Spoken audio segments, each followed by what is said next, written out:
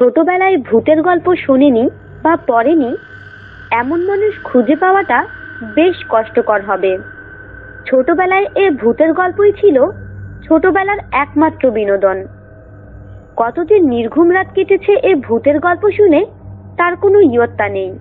আর এ কারণে কবরস্থান কিংবা সিমেট্রির আশপাশ দিয়ে হাঁটতেই আমার রক্ত হিম হয়ে যেত। যদিও সময়ের স্রোতে সেই ভয়ে কিছুটা ভাটা পড়েছে। শৈশবে মনে হতো দুনিয়ার সব ভূত শুধু গ্রামের বাড়িতে বাস করে, কারণ আমার জীবনে এ পর্যন্ত যত ধরনের ভূতের গল্প শুনেছি তার বেশিরভাগ ঘটনা গ্রামের। কিন্তু দিন গড়ানোর সাথে সাথে আর বিভিন্ন দেশের বই পড়ে জানতে পারলাম ভূত শুধু দেশে নয়, বিদেশেও বিচরণ করে। কম বেশি সব দেশে তাদের ব্যাপক আনাগোনা, আর তাদের নিয়ে গল্পও বেশ সমাদৃত সর্বজন মহলে।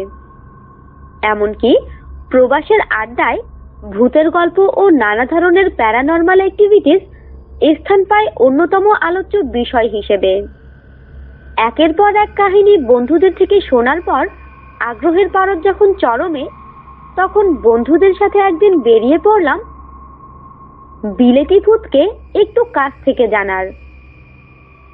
আর বিলেতে এসে কাছাকাছি ভূতের সাক্ষাৎ মেলা সেটি ভাগ্য কিংবা দুর্ভাগ্য দুটোরই কারণ হতে পারে। দেখা যাক ভূতের খোঁজে আমার কপালে কি জোটে। লন্ডন থেকে 126 মাইল দূরে গ্রেট ইয়ারমাউথ শহর। গ্রেট ইয়ারমাউথের মার্কেট প্লেসে সেন্ট নিকোলাস প্রাইমারি স্কুলে ঘটে যাওয়া অলৌকিক ঘটনা মোটামুটি এই এলাকার সবারই জানা। আমার স্কুল বন্ধু যার আমন্ত্রণে আমার গ্রেট ইয়ারমাউথে আসা, সে আর তার দুই বন্ধু মিলে আমরা গেলাম সেই স্কুলে। আগ্রহ আর একটু জানবার, যদিও ঘটনাটি ঘটেছিল বহু বছর আগে। 19 শতকের প্রথম দিককার কথা। বিজ্ঞানের ছাত্রদের গবেষণার জন্য বাক্সবন্দি ইজিপশিয়ান একটি মমি দান করা হয় স্কুল কর্তৃপক্ষকে। আর এর কিছুদিন পরে সেই স্কুল থেকে তীব্র পচা আর আষ্টে গন্ধ বের হতে থাকে। প্রথম দিকে স্কুল কর্তৃপক্ষ ভেবেছিল হয়তো স্কুলের আনাচে কানাচে কোথাও ইঁদুর মরে পচে আছে, কিন্তু যখন কোথাও কিছু খুঁজে পাওয়া গেল না, তখন অনেকটা বাধ্য হয়েই সেই মমির বাক্সে হাত দেয়া হয়। বাক্স খুলতে না খুলতেই বিকট গন্ধ ছড়িয়ে পড়ল সর্বত্র। অনেক দিনের পুরনো মমি, আর বাক্সে আলো বাতাসের স্বল্পতা থাকায় এমন হয়েছে বলে ধারণা করলো স্কুল কর্তৃপক্ষ। পরে সবার সিদ্ধান্ত অনুযায়ী সেই মমিকে কবর দেয়া হয় পার্শ্ববর্তী সেন্ট নিকোলাস চার্চের নির্ধারিত জায়গায়। প্রাচীন প্রথা অনুযায়ী মমি দাফন করা হয় মধ্যরাতে, আর সে প্রথা মেনে স্কুল কর্তৃপক্ষ মমিটিকে স্কুলের পেছনের দরজা দিয়ে চার্চের কবরস্থানে নিয়ে গিয়ে রাতের অন্ধকারে কবর দেয়, আর পুনরায় সে বাক্সটি স্কুলে নিয়ে আসে। এর কিছুদিন পর নিকোলাস চার্চের আশেপাশে গড়ে ওঠা বস্তির মানুষ নানা ধরনের বিকট ও অদ্ভুত ধরনের আওয়াজ শুনতে থাকেন। এমনকি মধ্যরাতে দরজায় কড়া নাড়ার শব্দ পর্যন্ত। কে বা কারা এ ধরনের শব্দ করছে তা নিয়ে যখন অনুসন্ধান চলল, কেউ কিছুই খুঁজে পায় না। আর এর মাঝে স্কুলেও ঘটল সেই একই ঘটনা। তীব্র ও বিকট গন্ধ স্কুলের আঙ্গিনায়। তবে এবার কারো সন্দেহর অবকাশ থাকে না যে সেই চেনা পচা গন্ধের উৎপত্তি কোথা থেকে।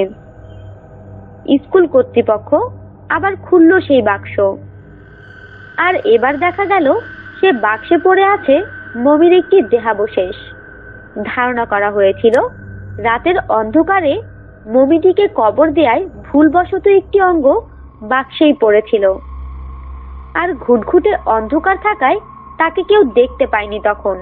এ ঘটনার পর সাথে সাথে সেই দেহাবশেষটিকে কবর দেয়া হয়। আশ্চর্যজনক হলেও সত্যি, এরপর থেকে ওই এলাকায় সেই অদ্ভুত কড়া নাড়ার শব্দ আর কেউ কখনো শুনতে পায়নি। তবে এখনো এলাকাবাসীর মন থেকে ভয় দূর হয়নি। কবে কে এসে কড়া নাড়ে তাদের দরজায়? এত ঘটনা জানার পর প্রাইমারি স্কুল দেখার লোভ কি আর সামলানো যায়? কোনোভাবেই না। আর তাই তো বেশি দেরি না করে বেরিয়ে পড়লাম স্কুল আর ইজিপশিয়ান মমিকে যেখানে কবর দেওয়া হয়েছিল তা দেখতে। স্কুলে এখনো নিয়মিত ক্লাস হয়, তবে মিশরীয় মমির ঘটনার পর এখন পর্যন্ত আর কোনো বড় ধরনের কিছু সেখানে হয়নি। বাইরে থেকে স্কুলটি দেখা হলেও ভেতরে যাওয়ার অনুমতি মেলেনি নিরাপত্তার অজুহাতে। তবে দূর থেকে দেখেই প্রাণ জুড়ালাম। আমাদের সাথেই থাকুন আর সাবস্ক্রাইব করুন।